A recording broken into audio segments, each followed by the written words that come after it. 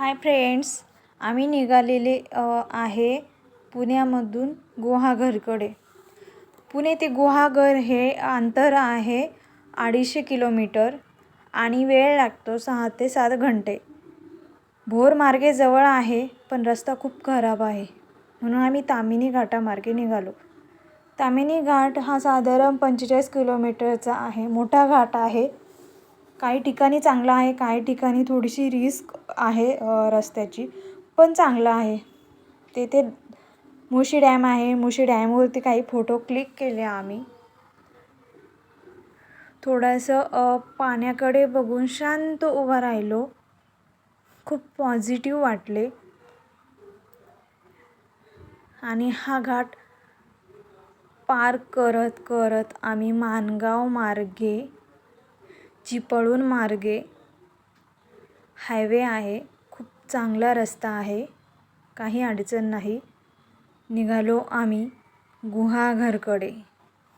जसं जसं बीचकडे जात होतो तसं तसं सूर्य जवळ आल्यासारखं वाटत होता. चिपळूणपासून फक्त एक राईट टर्न घ्यायचा, त्यानंतर सरळ हा गुहागरचा रोड आहे, काहीही अडचण नाही.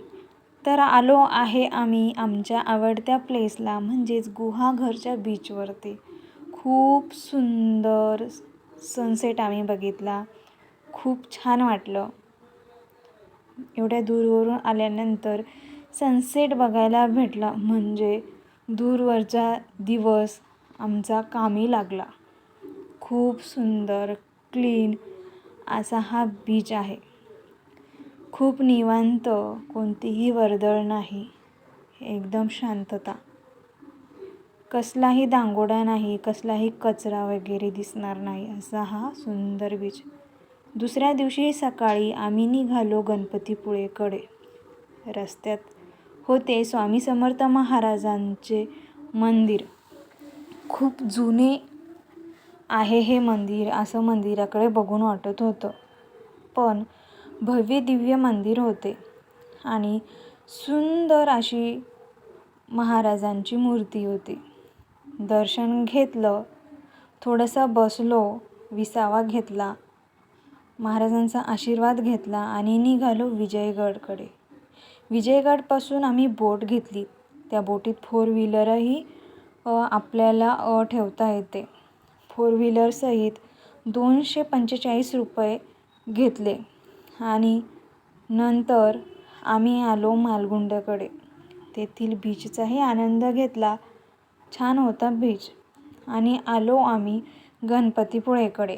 गुहागर आणि गणपतीपुळेचं अंतर 70 किलोमीटर, पण मध्ये लागते एक समुद्रासारखं, नदीसारखं काहीतरी आहे.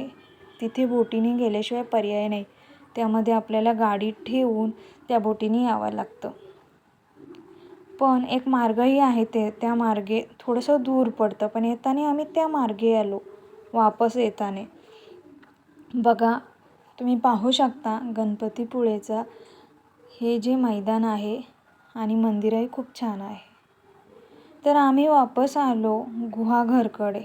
तेथील स्टारफिशचा फोटो क्लिक केला आणि आनंद घेतला गुहागरच्या छान अशा सनसेटचा. आम्ही ठरवलं होतं की आम्ही तीन स्टे होते आमची गुहागरमध्ये, तर 3ही स्टेचे सनसेट हे गुहागरलाच बघायचे, अनुभवायचे असं आम्ही ठरवलेलं होतं. साधारण 1400 रुपये पर डे स्टेचा होता. चैतन्य हॉटेलमध्ये संध्याकाळी विसावा घेतला आणि पुन्हा दुसऱ्या दिवशी निघालो आम्ही गुहागरमध्येच असलेला लेक बघायला. लेकच्या आजूबाजूला झाडे झुडपे होती. त्यानंतर मोठे मोठे रिसॉर्ट होते. या पाण्यामध्ये छान असे मासे होते. त्यांना वाटत होतं की काहीतरी खायला आणलं, पण आम्हाला माहीत नसल्यामुळे काहीही खायला नेलेलं नव्हतं. पण ते मासे छान असे लेकच्या तीरी येऊन बघत होते.